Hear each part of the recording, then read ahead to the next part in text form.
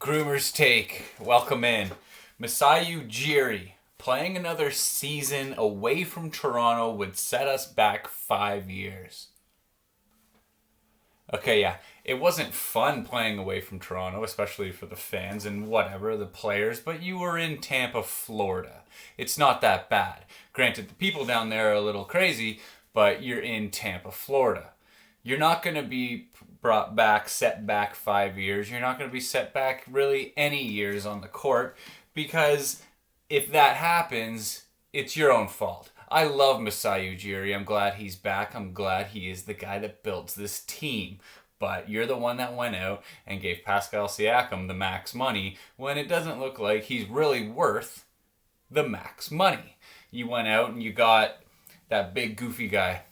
Well, they're not goofy. I don't know. A big goof Barnes or something to be your starting center and your starting lineup.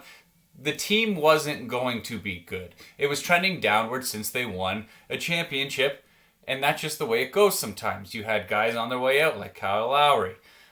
You are in a developmental stage with your younger players. That's what it is. You're not being pushed back because you're not playing from home. You're being pushed back because that's where your team is right now.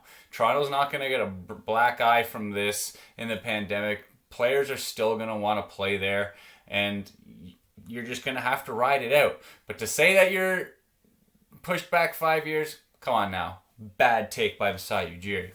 Dak Prescott. Hey, what would the world be without talking about Dak Prescott? Imagine if this guy didn't play for the Dallas Cowboys. I don't think we'd be talking about it as much, but since it's the Dallas Cowboys and he's the quarterback and he got paid a lot of money, sports channels, especially in the States, are talking about him every day. And now that football's around the corner, people want to know.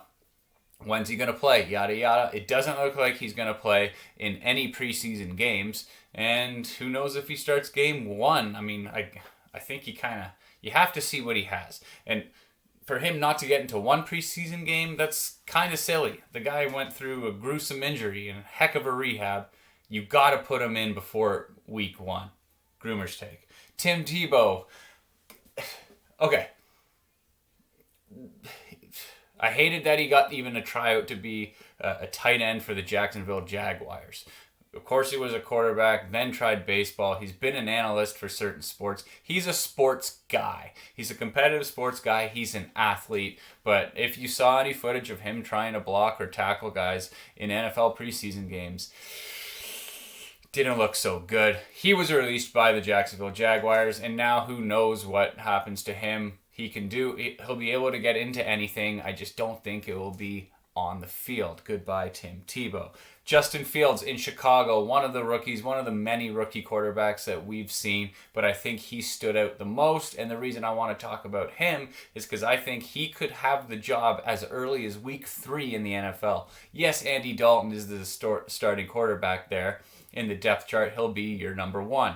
But Andy Dalton didn't go back to Cincinnati because it was done there. He took a backseat job in Dallas because other than Dak Prescott, they had some Verducci dude. Exactly. Never heard of him, right?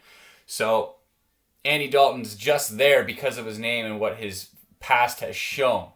I don't think Andy Dalton's it. And the thing too, he's in the Chicago Bears system because they've been awful at the quarterback position for several years. Mitch Trubisky moved up to take him second overall, was it? Maybe second overall. He's gone. No idea where he is. Probably the Jets, because who wouldn't go there? But yeah, Justin Fields looks like the real deal and could be exciting for Chicago. They deserve it. They deserve it down there.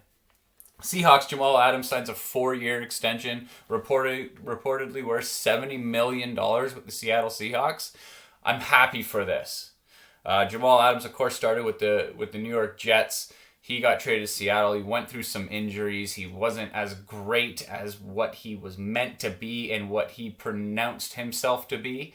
But he had a great second half of the season, I want to say, last year.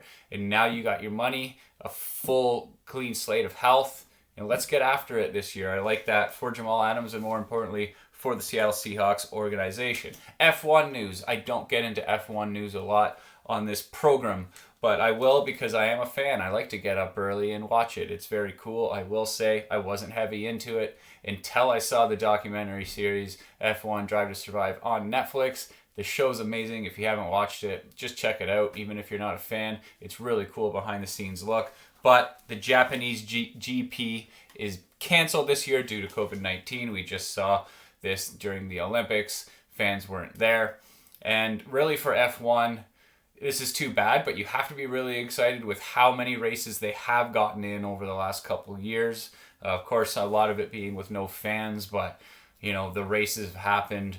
The drivers have competed, and fans sitting at home have really enjoyed it. My take on it all is, hey, it's fine. Pump the brakes. You're coming back next year, and I think we'll see an entire full schedule with butts in every seat, and we'll see another season on Netflix, and I can't wait to watch that. The NHL is going to put advertisements on jerseys starting in 2022, 2023. My take on that, a groomer's take. I didn't really, like the helmets they put them on last year.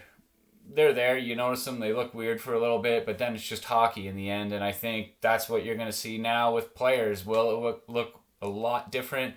Yes, I 100% think it will look weird, depending on what logo they put on, but hey, pandemic hurt everybody. It even hurt the rich and famous.